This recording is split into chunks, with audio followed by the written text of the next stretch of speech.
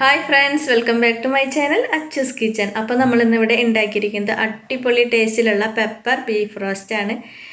എരിവിനായി കൂടുതലും നമ്മളിതിൽ ചേർത്തിട്ടുള്ളത് കുരുമുളക് പൊടിയാണ്.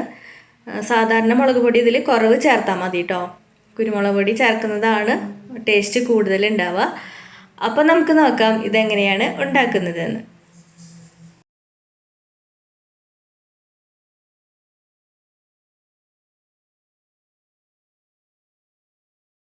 അപ്പോൾ അതിനായി ബീഫ് ചെറിയ കഷ്ണങ്ങളാക്കി മുറിച്ച് ക്ലീൻ ചെയ്ത് വെച്ചിട്ടുള്ളതാണ്. ഇതിപ്പോൾ ഒരു കിലോനേക്കാളും കൂടുതലുണ്ട് കേട്ടോ. അപ്പോൾ ഇത് നന്നായി ക്ലീൻ ചെയ്ത് വെച്ചിട്ടുള്ളതാണ്. ഇനി നമുക്കിതിലേക്ക് വേണ്ട സാധനങ്ങൾ എന്താണെന്ന് നോക്കാം. അപ്പോൾ അതിലേക്ക് ചേർക്കുന്നതിനായി ഇഞ്ചി, വെളുത്തുള്ളി, പച്ചമുളക് ഒന്ന് ചെറുതാക്കി അരിഞ്ഞെടുക്കണം. അപ്പോൾ അതിന് വേണ്ടി ഞാനിവിടെ എടുത്തിട്ടുള്ളത് ഒരു വലിയ കഷ്ണം ഇഞ്ചി, ഒരു 10 വെളുത്തുള്ളി, 3 പച്ചമുളക്. ഞാനിവിടെ ഒരു ചോപ്പറിലാണ് കേട്ടോ അത് ചോപ്പ് ചെയ്തെടുക്കുന്നത്. ഇതിൽ ചെയ്യുമ്പോൾ വളരെ എളുപ്പമാണ്. നമുക്ക് ഇതെല്ലാം കൂടി ചെറിയ പീസാക്കി ഇതിലേക്ക് ഇട്ട് കൊടുത്ത് ഒന്ന് ചോപ്പ് ചെയ്തെടുക്കാം കേട്ടോ. അല്ലെങ്കിൽ മിക്സിയുടെ ചെറിയ ജാറിലിട്ട് ഒന്ന് ക്രഷ് ചെയ്തെടുത്താൽ മതി, അല്ലെങ്കിൽ കല്ലിൽ വെച്ച് ചതച്ചെടുത്താലും മതി. ഇതാവുമ്പോൾ ഒരു എളുപ്പമാണ്. എല്ലാം കൂടിയിട്ട് നമ്മുടെ ആവശ്യത്തിനനുസരിച്ചുള്ള വലുപ്പത്തിൽ ഇതൊന്ന് ചോപ്പ് ചെയ്തെടുക്കാൻ പറ്റും. അപ്പോൾ ഇതിനധികം വിലയൊന്നും ഇല്ല കേട്ടോ, വില കുറവ് തന്നെയാണ്.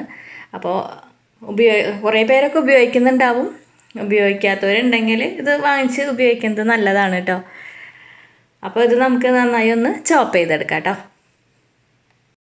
ഇതിങ്ങനെ ചോപ്പ് ചെയ്തെടുക്കാനായിട്ട് വെള്ളമൊന്നും ഒഴിക്കേണ്ട ആവശ്യമില്ല കേട്ടോ. മിക്സിയിലാവുമ്പോൾ ചിലപ്പോൾ പെട്ടെന്ന് തന്നെ അത് അരഞ്ഞു പോകാനായിട്ട് സാധ്യതയുണ്ട്. ഇതിലാവുമ്പോൾ നമ്മുടെ ഇഷ്ടത്തിനനുസരിച്ച് ഇടയ്ക്കൊന്ന് നോക്കിയിട്ട് എത്രയ്ക്കാണ് വേണ്ടതെന്ന് വെച്ച് കഴിഞ്ഞാൽ നമുക്ക് ഇതുപോലെ ഇങ്ങനെ ചോപ്പ് ചെയ്തെടുക്കാം. ഇതിപ്പോൾ ഇവിടെ നന്നായി ചോപ്പ് ചെയ്തെടുത്തിട്ടുണ്ട്. അപ്പോൾ അത് നമുക്കൊരു പാത്രത്തിലേക്ക് മാറ്റി വയ്ക്കാം കേട്ടോ. അപ്പോൾ ഇതൊരു പാത്രത്തിലേക്ക് മാറ്റി വെച്ചിട്ടുണ്ട്. ഇനി ഒരു തക്കാളി നമുക്ക് ഇതിലിട്ടൊന്ന് ചോപ്പ് ചെയ്തെടുക്കാം.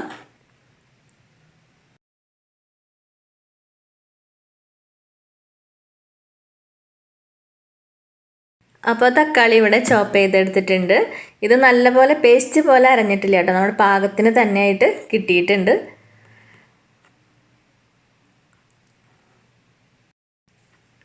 ഇനി ഇതിലേക്ക് സവാളയും ചെറിയ ഉള്ളിയാണ് ആവശ്യമുള്ളത്. ഞാനിവിടെ 1.5 സവാളയാണ് എടുത്തിട്ടുള്ളത്. ഒരു സവാളയും ഒരു സവാളയുടെ പകുതി, പിന്നെ ഒരു 20 ചെറിയ ഉള്ളി ചേർത്തിട്ടുണ്ട്. സവാള നല്ല കനം കുറച്ച് അരിയുക, അപ്പോൾ പെട്ടെന്ന് തന്നെ വഴറ്റിയെടുക്കാനായിട്ട് എളുപ്പമാണ് കേട്ടോ. അപ്പോൾ ഇതിവിടെ ഞാനിവിടെ നൈസാക്കിയിട്ടാണ് അരിഞ്ഞെടുത്തിട്ടുള്ളത്. ഇനി നമുക്ക് ചെറിയ ഉള്ളിയാണ് വേണ്ടത്. ഇതുപോലെ ഒരു 20 ചെറിയ ഉള്ളി നല്ല നൈസാക്കിയിട്ട് അരിയണമെന്നില്ല, ജസ്റ്റ് ഒന്ന് കട്ട് ചെയ്ത് ഇട്ടാൽ മതി. പെട്ടെന്ന് തന്നെ വഴന്ന് കിട്ടിയോളൂ കേട്ടോ. അപ്പോൾ എല്ലാം ഇതിവിടെ അരിഞ്ഞെടുത്തിട്ടുണ്ട്. ഇനി നമുക്ക് ബീഫ് ഒന്ന് വേവിച്ചെടുക്കണം. അതിനായി അതിലേക്ക് 3/4 ടീസ്പൂൺ മഞ്ഞൾപ്പൊടി, 1 ടീസ്പൂൺ സാധാരണ മുളക് പൊടി കേട്ടോ, എരിവുള്ള മുളക് പൊടി, 3 ടീസ്പൂൺ മല്ലിപ്പൊടി,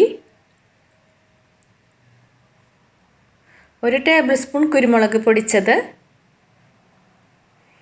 പിന്നെ ഇതിലേക്ക് നമ്മൾ നേരത്തെ ചോപ്പ് ചെയ്ത് വെച്ച ഇഞ്ചി, വെളുത്തുള്ളി, പച്ചമുളക് അതിൽ നിന്നും പകുതി ഇതിലേക്ക് ചേർത്ത് കൊടുക്കുക. പിന്നെ നമുക്കിതിൽ ചേർക്കാനുള്ളത് ഒരു തക്കാളിയുടെ പകുതി, അത് ചെറുതായി മുറിച്ചതിൽ ചേർത്ത് കൊടുക്കുക. പിന്നെ കുറച്ച് കറിവേപ്പില. ഇനി ഇതിലേക്ക് ആവശ്യത്തിനുള്ള ഉപ്പ് ചേർത്ത് എല്ലാം കൂടി നന്നായി ഒന്ന് തിരുമ്മിയെടുക്കുക. അതിനുശേഷം ഇത് അടച്ച് വെച്ച് നമുക്ക് വേവിച്ചെടുക്കാം. എനിക്കിവിടെ ഒരു 5 വിസിലാണ് വന്നത് കേട്ടോ ഇത് വേവാനായിട്ട്. അപ്പോൾ നമുക്കിതിൻ്റെ തീ ഓഫാക്കാം. ഇനി നമുക്കിതിലേക്കുള്ള മസാല തയ്യാറാക്കാം. ഞാനിവിടെ ഉരുളിയിലാണ് ഉണ്ടാക്കുന്നത് കേട്ടോ.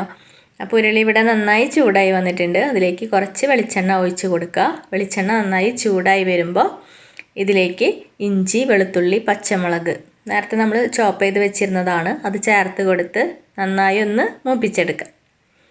അതിനുശേഷം ഇതിലേക്ക് ഉള്ളി അരിഞ്ഞത് ചേർത്ത് കൊടുക്കുക. ഉള്ളി ഒന്ന് വഴന്ന് വരുമ്പോൾ ഇതിലേക്ക് സവാള അരിഞ്ഞത് ചേർത്ത് കൊടുക്കുക. സവാള നന്നായി ബ്രൗൺ കളർ ആകുന്നത് വരെ ഒന്ന് മൂപ്പിച്ചെടുക്കണം. ഇതിപ്പോൾ ഇവിടെ നന്നായി മൂത്ത് വന്നിട്ടുണ്ട്.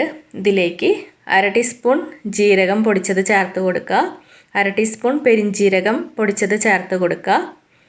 എല്ലാം കൂടി നന്നായി ഒന്ന് മൂപ്പിച്ചെടുക്കുക. ഇനി ഇതിലേക്ക് കുറച്ച് കറിവേപ്പില, അതായത് 2 തണ്ട് കറിവേപ്പില ചേർത്ത് കൊടുക്കുക. എല്ലാം കൂടി ഒന്ന് ഇളക്കിയെടുക്കുക. അതിനുശേഷം നേരത്തെ നമ്മൾ ഒരു ടൊമാറ്റോ, ഒരു തക്കാളി ചോപ്പ് ചെയ്ത് വെച്ചിരുന്നു, അത് ചേർത്ത് കൊടുത്ത് നന്നായി ഒന്ന് വഴറ്റിയെടുക്കുക.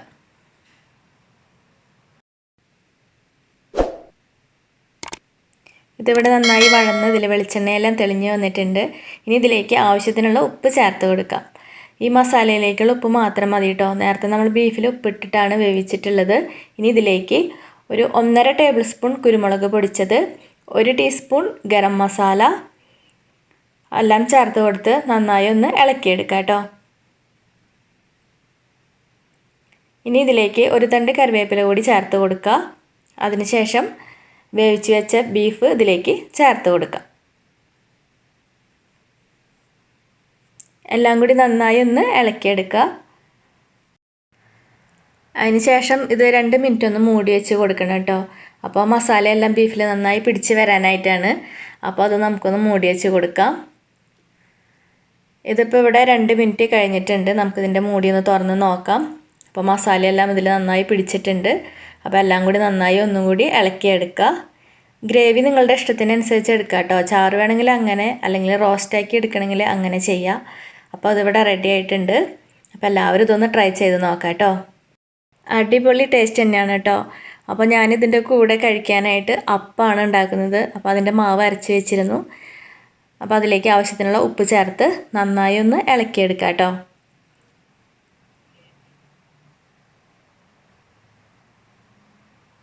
അപ്പോൾ അത് നന്നായി ഒന്ന് ഇളക്കിയെടുത്തിട്ടുണ്ട്. ഇനി നമുക്ക് അപ്പച്ചട്ടി വെച്ച് നന്നായി ഒന്ന് ചൂടാക്കാം. അതിന് ശേഷം അതിലേക്ക് കുറച്ച് മാവ് ഒഴിച്ച് കൊടുത്ത് ഒന്ന് ചുറ്റിച്ചെടുക്കുക. ഞാനിവിടെ പൂവിൻ്റെ ഷേപ്പിലാണ് ഉണ്ടാക്കിയെടുക്കുന്നത്.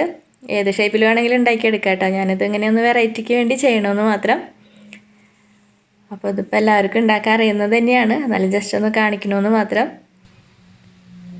അപ്പോൾ നമ്മുടെ അപ്പം ഇവിടെ റെഡി ആയിട്ടുണ്ട്. അത് നമുക്കൊരു പ്ലേറ്റിലേക്ക് മാറ്റാം. അപ്പോൾ ഒരു അപ്പം കൂടി ഞാനിവിടെ ഉണ്ടാക്കുന്നത് കാണിക്കുന്നുണ്ട്. അതും ഇതുപോലെ തന്നെ ഇങ്ങനെ ആക്കിയെടുക്കുക.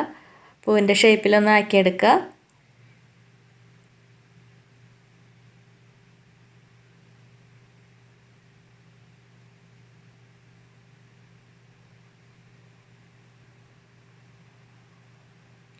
ഇതിപ്പോൾ റെഡിയായി വന്നിട്ടുണ്ട്. അതും നമുക്ക് പ്ലേറ്റിലേക്ക് മാറ്റാം.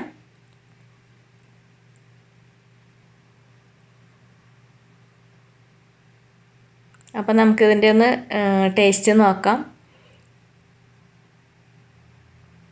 അപ്പോൾ സൂപ്പർ ടേസ്റ്റാണ് കേട്ടോ. അപ്പോൾ എല്ലാവരും ഇതൊന്ന് ട്രൈ ചെയ്ത് നോക്കണം. അടിപൊളി ടേസ്റ്റ് തന്നെയാണ് കേട്ടോ. അപ്പോൾ നമുക്ക് പുതിയ റെസിപ്പിയുമായി അടുത്ത വീഡിയോയിൽ കാണാം. Okay, thanks for watching.